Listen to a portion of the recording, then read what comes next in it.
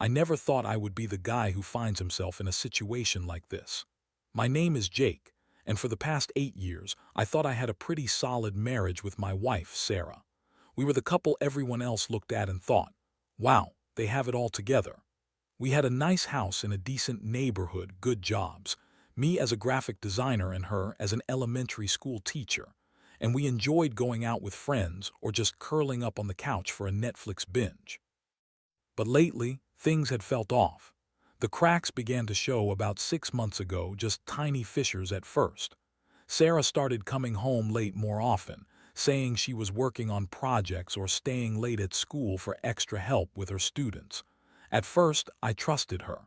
I mean, she was a dedicated teacher, right?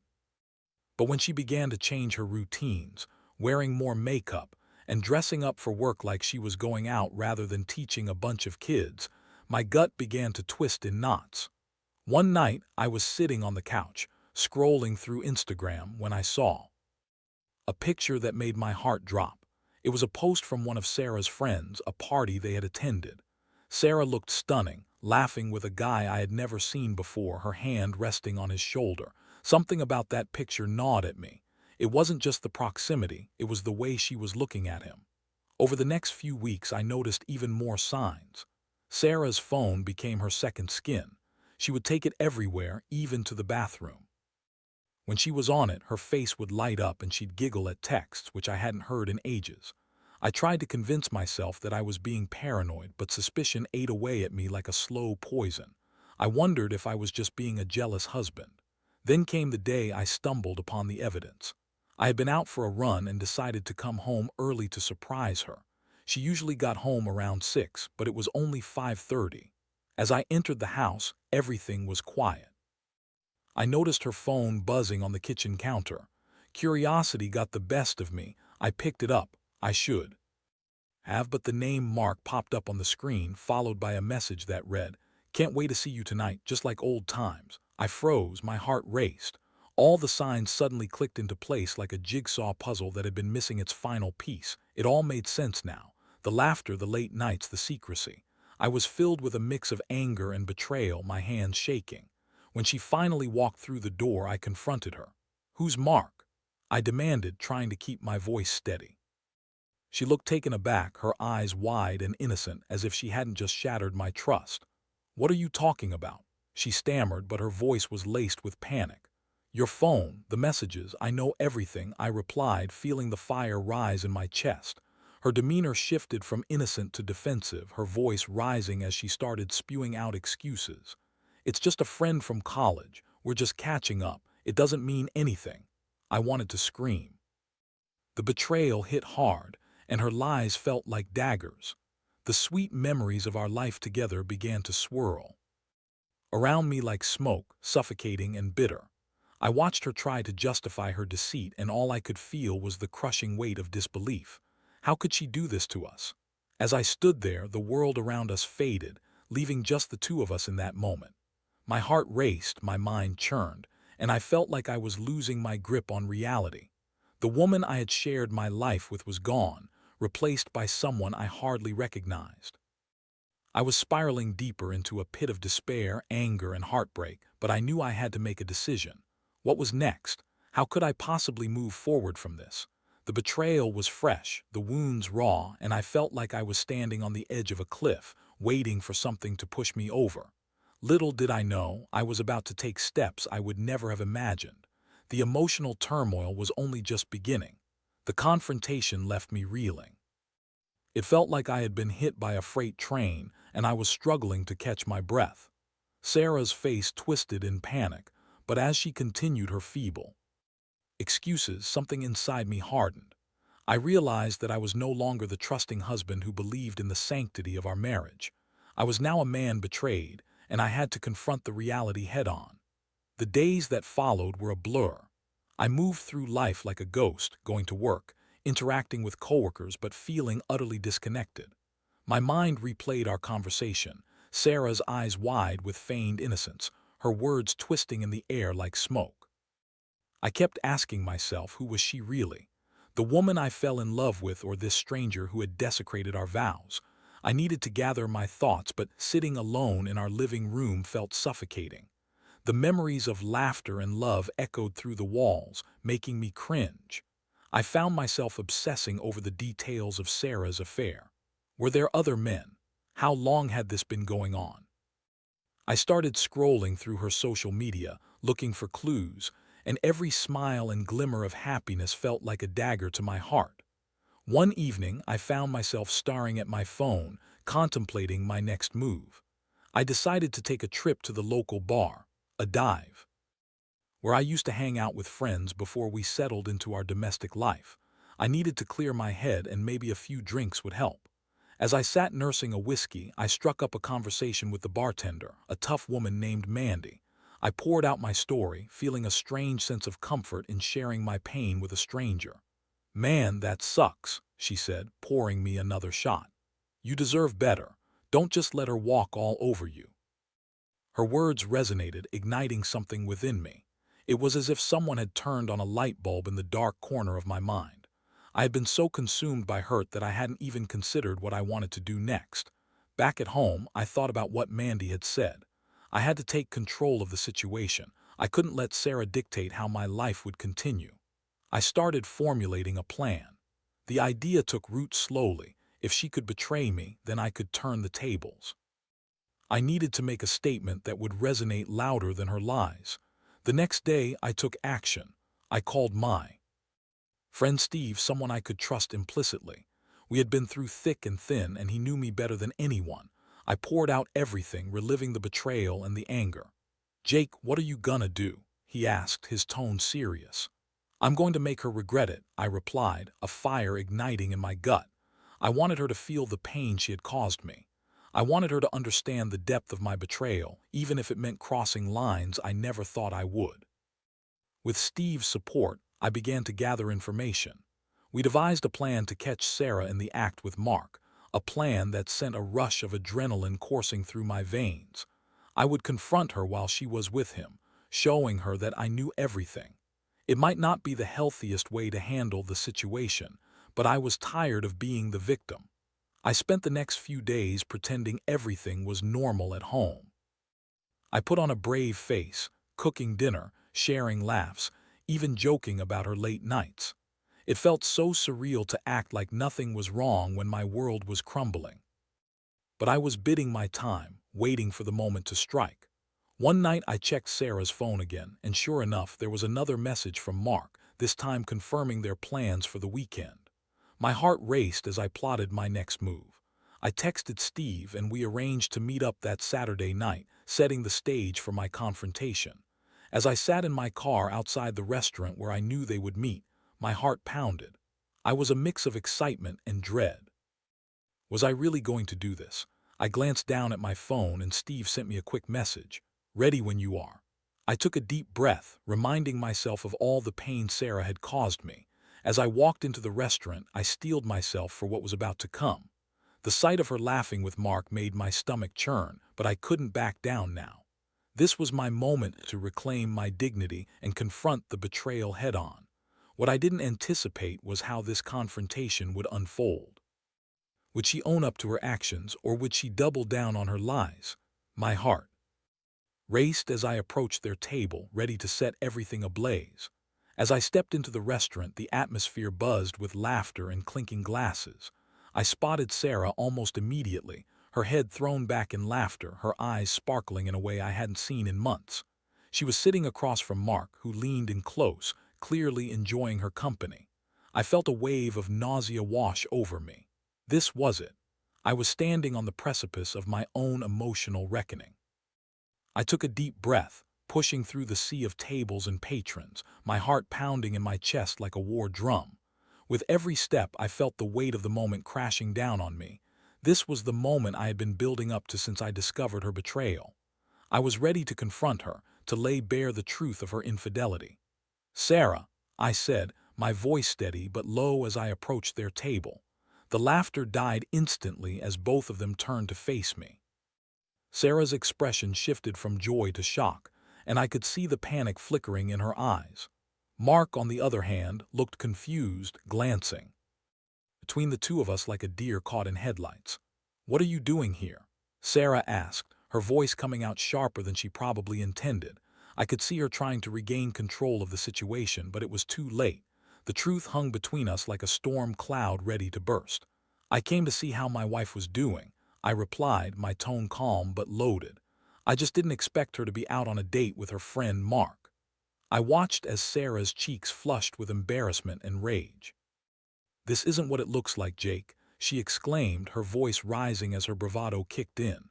"You have no right to barge in here like this." Mark shifted uncomfortably in his seat, clearly not wanting to be caught in the crossfire. "Maybe I should just—" "No," Sarah snapped, cutting him off. "You stay right there." She turned back to me, her eyes blazing. "You're overreacting. We were just talking." "Talking, huh? Is that what you call it?" I shot back, the anger boiling over. "Because from where I'm standing, it looks like you're having a little more fun than just catching up." I could see her scrambling for words, searching for an excuse that wouldn't sound utterly ridiculous. "Jake, I swear it's not like that. It's complicated." "Complicated?" I repeated, incredulous. "You mean like the complicated lies you've been telling me for months, the late nights and the secret messages?" "It's not complicated, Sarah, it's deceit." The tension was palpable, and I could see the other diners stealing glances at our confrontation. Sarah's facade of control began to crack, and for the first time I saw a glimpse of guilt in her eyes. "I didn't mean to hurt you," she said, her voice dropping as she looked down at the table, her bravado slipping. I wanted to feel alive again." "Alive?" I echoed, feeling the bitterness rise in my throat. "You thought cheating on your husband would make you feel alive.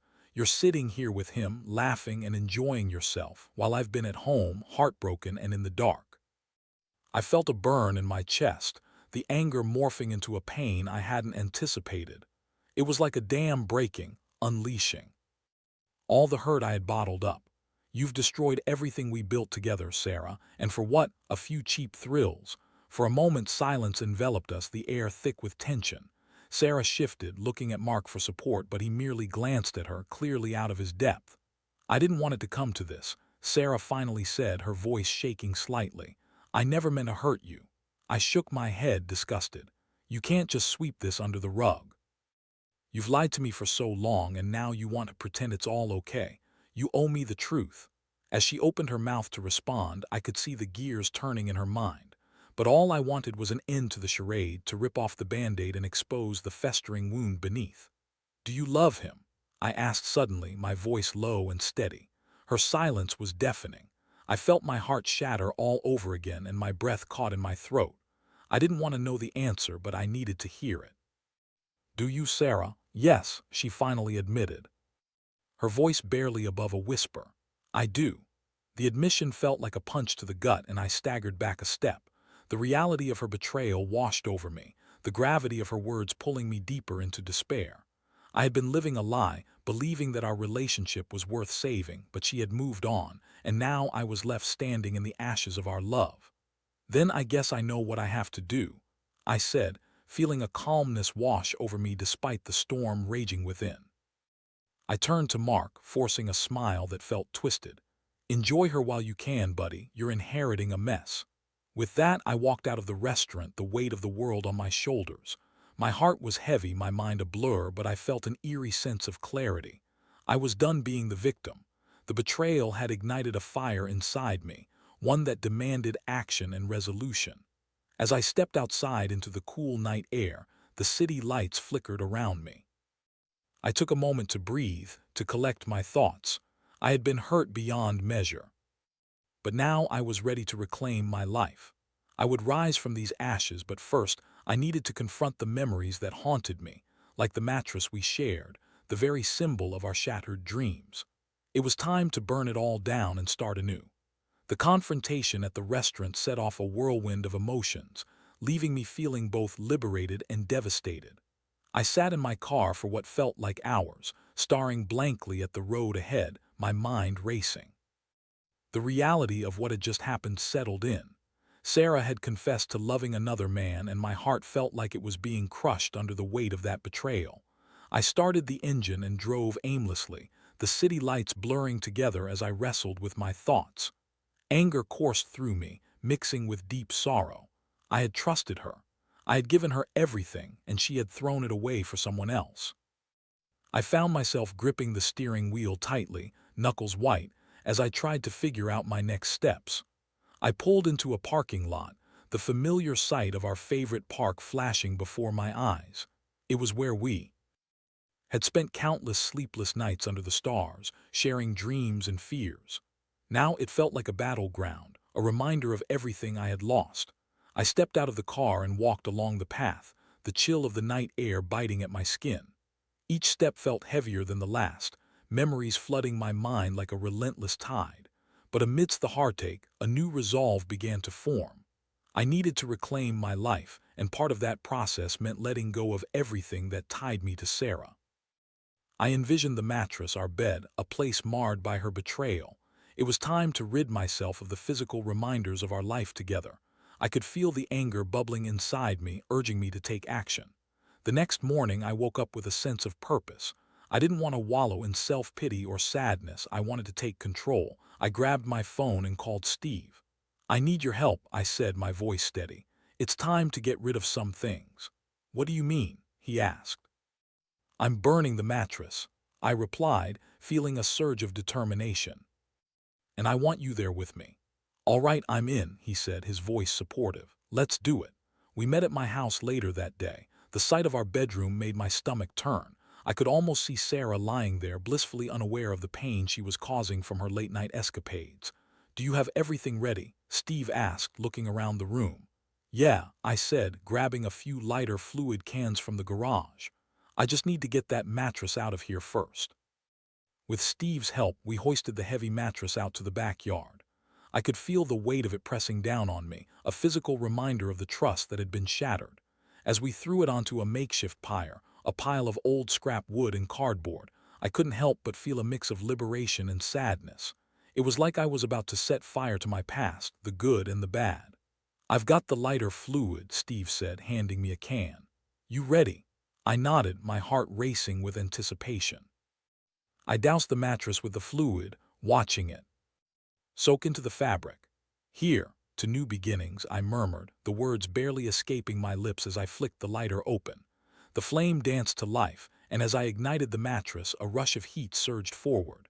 The flames roared to life, consuming the memories, the laughter, and the pain, leaving nothing behind but ash. Watching it burn, I felt an overwhelming sense of relief. All the hurt and betrayal that had festered in my heart began to lift as the flames crackled and popped. It was cathartic, a release of everything I had bottled up for far too long. The smell of burning fabric filled the air, and I took a deep breath. Steve stood next to me, nodding in approval. "You did what you had to do, man. It was a symbolic act, but it's a step toward healing." I looked at him, feeling a newfound sense of camaraderie. "Thanks for being here." We stood in silence as the mattress burned, the fire illuminating the darkening sky. It felt like a cleansing ritual, a way to purge the toxic memories that had haunted me. But even as I stood there, the mask of anger began to soften and a wave of sadness washed over me. The life I had envisioned was now just ashes. "Now what?" Steve asked after a while, breaking the stillness. I shrugged, looking at the remnants of what had once been my life. "I don't know, maybe I need to figure out who I am without her. It's time to start fresh." "Good idea," he replied, clapping me on the shoulder. "You're going to get through this, one day at a time." As the last embers of the fire flickered out, I felt a sense of closure. I had taken back control, but there was still a long journey ahead of me. I wanted to learn to love again, love myself for once. No more living in the shadows of someone else's mistakes.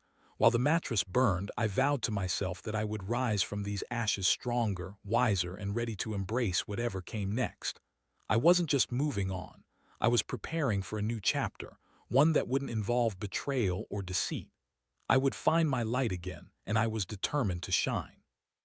But first, I had to face Sarah one last time. I wasn't going to let her walk away without consequence. I needed to confront her about the truth behind her actions and what it meant for both of us moving forward. It was time to set the record straight, and I wouldn't back down this time. I was ready to fight for my dignity. With the ashes of the mattress still smoldering in the backyard, I felt an unsettling mix of resolve and apprehension. The fire had given me temporary relief, but I knew I couldn't fully move on without one last confrontation with Sarah. I needed to hear her side and express my feelings clearly. I had to make sure she understood the depth of her betrayal and how it impacted not just me but everything we had built together. I took a few days to gather my thoughts. I spent time with friends, went for long runs, and even took a spontaneous trip to the coast. It felt good to be away from the house, to breathe fresh air and clear my mind of the bitterness that had settled in. But I couldn't escape the fact that I would eventually have to face Sarah again. Finally, I decided on a time to meet. I sent her a text, keeping it simple. "We need to talk. Can we meet at the park?" I had chosen the park because it felt neutral, a place where we had shared good memories but also where I could reclaim my space. The response came quickly. "Okay, when?" "Tomorrow at 3 p.m., I replied, my heart racing at the thought of seeing her again.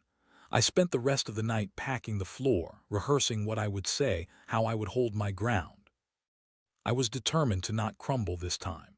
The next day I arrived at the park early, sitting on a bench that overlooked the pond. I watched the ducks paddle around, their simple existence contrasting sharply with the turmoil swirling inside me. I took deep breaths, trying to calm my nerves. I knew I was about to step into a minefield, but I had to be brave. When Sarah finally arrived, she looked different. There was a heaviness to her demeanor, and her eyes were puffy, as if she hadn't been sleeping well. I realized that this was likely weighing on her too, but I couldn't let sympathy cloud my judgment. I stood up as she approached, trying to maintain my composure. "Hey," she said quietly, avoiding eye contact. "Hey," I replied, my tone steady. "Thanks for coming." We both sat down, and for a moment there was an awkward silence. I took a deep breath, feeling the weight of everything I wanted to say. "I need you to be honest with me, Sarah," I began. "Why did you cheat?" She looked up, surprise written across her face. I I didn't think you wanted to talk about that. I need to understand how we got here. I need to know why you thought this was okay," I pressed, feeling the anger rising again. "I was unhappy, Jake," she admitted, her voice barely above a whisper. "I felt like we were drifting apart, and when I met Mark, he made me feel alive again. It was a mistake. I know that now, but at the time, it felt like I was just trying to find something, anything, that made me feel good. By lying to me." I shot back, my voice rising. "By sneaking around behind my back. You could have talked to me, we could have worked through it together." "I didn't think you'd understand," she said, her eyes glimmering with unshed tears. "I thought you'd be angry, and maybe I was right." "Of course I'd be angry. You destroyed everything we built together," I replied, my heart pounding. "You didn't just cheat, you betrayed my trust. You broke my heart." We were both quiet for a moment as the weight of the conversation settled around us. "I know," she finally said, her voice trembling. "I'm so sorry, Jake. I never meant to hurt you like this." "Sorry isn't enough anymore," I said, feeling the resolve harden in my chest. "You've made your choice, and now I have to make mine. This isn't just about us anymore, it's about me reclaiming my life." "I don't expect you to forgive me," she said, a tear slipping down her cheek. "I just want you to know how truly sorry I am." "I appreciate that, but I can't keep living with this," I replied. "I need to move on. I need to focus on myself and what makes me happy. I can't heal while we're still tied together." She looked down, the weight of my words hitting her hard. "Is this really it for us?" she asked, her voice thick with emotion. "Yes," I said firmly. "I need to let go of this pain. I need to let go of you." The reality of the situation hung heavy in the air, and I could see it dawning on her that this was truly the end. "I wish things could have been different," she whispered, her voice breaking. "Me too," I replied softly, but I also felt a sense of relief. I was finally setting boundaries, reclaiming my life. I stood up, ready to leave the past behind. "Take care of yourself, Sarah." I turned to walk away, feeling an odd mix of sadness and liberation. I had confronted the truth, and though it hurt, it was necessary. I realized that I was no longer the man left in the ashes of our relationship. I was stepping into a new chapter, one where I could rediscover myself. As I walked through the park, I felt lighter, as if a weight had been lifted. I was no longer trapped in the shadow of betrayal. I was moving forward, ready to embrace the unknown. The path ahead might be uncertain, but it was mine to navigate. I had learned that love can sometimes blind us to the truth, but it also teaches us resilience. I was ready to take the lessons from this experience, the pain and the heartbreak, and transform them into strength. I was ready to rise again, not just as a survivor but as someone who could thrive. And in that moment, I realized that I had the power to create a future filled with hope and possibility, one that was entirely my own. As I walked away from that park bench, I felt an unfamiliar sense of clarity blooming within me. The heaviness that had shadowed my days was beginning to lift, and with each step, I felt more empowered to embrace the future. I had made my decision. I was cutting ties with a past that no longer served me. Over the following weeks, I focused on rediscovering myself. I started hitting the gym more regularly, finding solace in the physical challenge and the endorphins that followed. I reconnected with old friends, sharing drinks and laughter, and slowly began to remember what it felt like to enjoy life outside the confines of a relationship that had turned sour. I took a trip to the mountains, spending time hiking trails that allowed me to reconnect with nature and my thoughts. The solitude was refreshing, and it provided a backdrop for reflection. I realized that I had allowed myself to become so entwined with Sarah that I had lost a part of myself. I was reclaiming that identity, brick by brick. One afternoon, as I sat on a rock overlooking a breathtaking vista, I thought about the lessons I had learned from my marriage. It was a painful chapter, but it had taught me about the importance of communication, trust, and self-love. I wasn't going to settle for anything less than what I truly deserved moving forward. I also started therapy to process the emotional fallout from my relationship. It was empowering to articulate my feelings, to understand the dynamics of betrayal, and to learn how to establish healthy boundaries in future relationships. Each session felt like peeling back layers of pain and confusion, allowing me to heal and grow. Months passed, and I began to feel like a different person. I had ventured into the dating world again with renewed confidence, understanding now what I wanted and what I wouldn't tolerate. I met some great people, and while it was a mix of awkward first dates and genuine connections, I was grateful for each experience. It was refreshing to see the potential in new relationships without the baggage of past hurt weighing me down. One evening, while sitting at a cafe with a friend, I received a text from Sarah. My stomach churned momentarily as I hesitated to open it. Part of me was curious about what she might say, but another part was apprehensive. I had worked so hard to move on, I didn't want to be pulled back into that darkness. I opened the message cautiously. It read, "Hi, Jake. I've been doing a lot of thinking since we last spoke. I just wanted to say that I truly regret how everything unfolded and I hope you're doing well. I wish you nothing but happiness." I stared at the screen, processing her words. Part of me felt the urge to respond, to reassure her that I was fine and moving forward. But then I remembered the pain I had endured, the lessons I had learned. I took a deep breath and decided to keep my response simple. "Thank you, Sarah. I appreciate your message. I'm doing well and focusing on myself." I hit send and felt an unexpected wave of relief wash over me. I didn't need to carry the weight of her regrets. I had released myself from that chapter, and I was free to write my own story now. As the weeks turned into months, I embraced this new lease on life. I found joy in the little things: a Saturday morning coffee ritual, spontaneous road trips, and the comfort of my own company. I realized that I didn't need someone else to complete me. I was whole on my own. One night, while out with friends, I met someone new. Her name was Mia, and we clicked instantly. She was spirited, adventurous, and had a genuine kindness that put me at ease. We shared stories, laughter, and moments that felt refreshingly authentic. I was cautious at first, but slowly I let my guard down. As we grew closer, I found myself smiling more, embracing vulnerability rather than fearing it. I was learning to love again, but this time I was doing it on my terms. I understood the importance of communication and trust, and I was ready to build a foundation rooted in honesty. While my past with Sarah would always be a part of my story, it no longer defined me. I realized that love is not just about passion, it's about respect, understanding, and growth. I was grateful for the lessons learned, painful as they were, because they led me to the person I was becoming. In the end, I found that ashes never lie. They tell the story of what once was, but they also make way for new beginnings. I had walked through the fire of betrayal and emerged stronger, ready to embrace life and love in all their complexities. As I looked ahead, I felt a profound sense of peace. The future was uncertain, but I was ready to face it head-on, with an open heart and an unwavering belief in myself. I was finally free.